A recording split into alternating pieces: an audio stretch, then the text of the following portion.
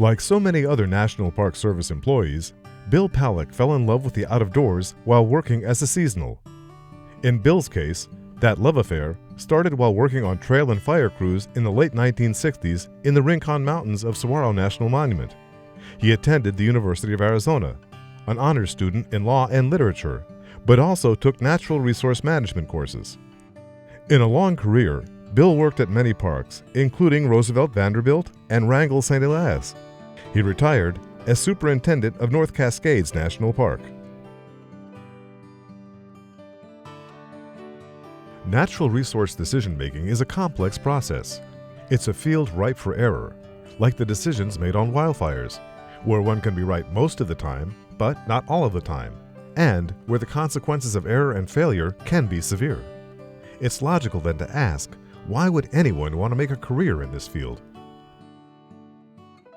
I think there's fundamentally only one reason to work for the federal government if you're an intelligent and self-motivated individual, because there are a lot of other things you could do if you're intelligent and self-motivated and do a lot better economically.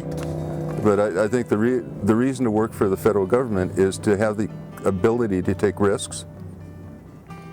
And I don't mean be crazy about it, but take risks with your career, take risks with the opportunities you're given. You know, risk failure, learn when you make a mistake, but continue to move forward. And I think we have that flexibility because we're federal employees.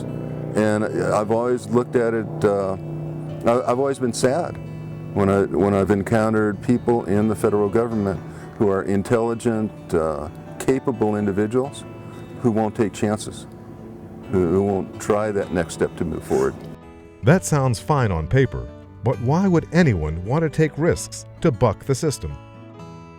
I used to give as a superintendent for over 20 years. I met with every new permanent employee. There was a period of time I tried to meet with every employee, but that just got out of hand. But every new permanent employee into the park, and I'd start out with saying, you know, everybody has a perspective, and everyone's perspective is totally unique. It's the product of your upbringing, your cultural heritage, your life experiences, your educational opportunities, your state of mind, and your state of health. And each perspective is unique, and I fundamentally believe that you have a perspective on something that if you share it with me, and I create an environment in which you feel safe in sharing it, it will enrich my life forever. And that I have a perspective on something that if you create an environment in which you welcome me to share it with you, it will enrich your life forever. There's something else completely different called reality, and I don't really try to play in that. I just take it as it comes. But the ability to exchange perspectives is a uniquely human talent, and the concept of being able to enrich one another's lives, whether it's off work or in the workforce especially, can be particularly valuable.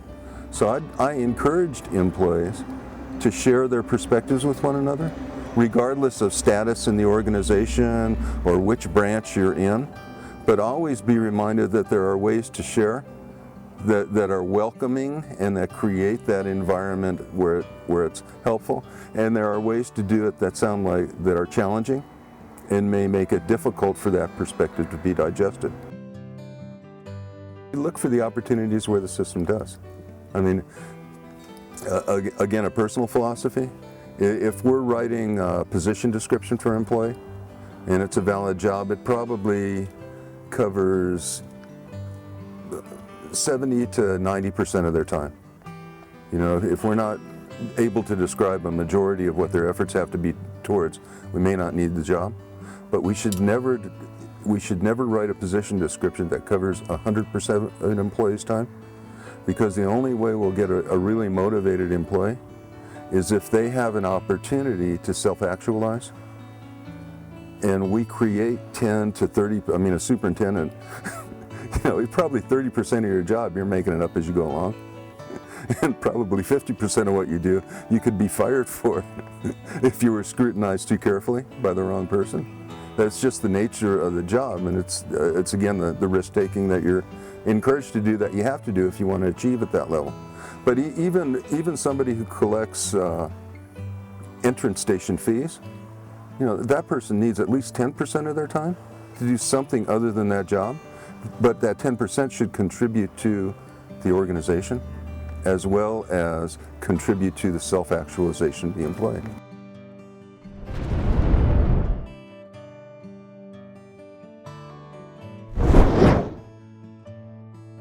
In this podcast, Bill Palleck speaks of the importance of actually managing one's career. He recommends taking risks, making sure that whatever job you hold, you have enough room to experiment and to realize your full potential, or, to use Bill's phrase, to self-actualize.